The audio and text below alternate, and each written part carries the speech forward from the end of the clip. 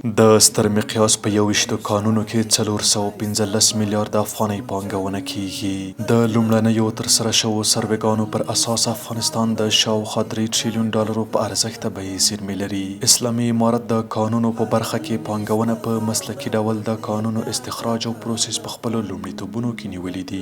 له څه باندې درېیو کلونو راهیسې تقریبا د 415 میلیاردو افغانیو په پانګونې سره د 21 ستر مقیاس کانونو د اکتشاف، استخراج او پروسس چارې پیل شوې دي. قرارداد شوي کانونه په هرات، غور، تخار، بغلان، پروان، کندهار او کابل ولایتونو کې موقعیت لري.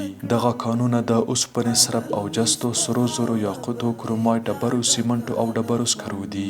د یادو کانونو د اکتشاف، استخراج او پروسس قراردادونه د ازادې داوطلبۍ له لارې له معتبرو کورنیو او بهرنیو شرکتونو سره لاسلیک شوي دي.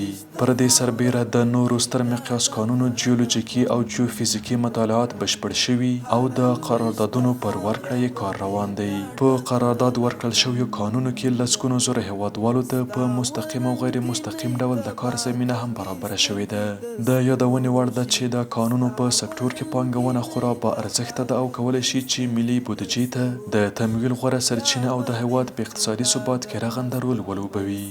جوړې بدې شاړې کړم ښایسته به دې څو چنده کړم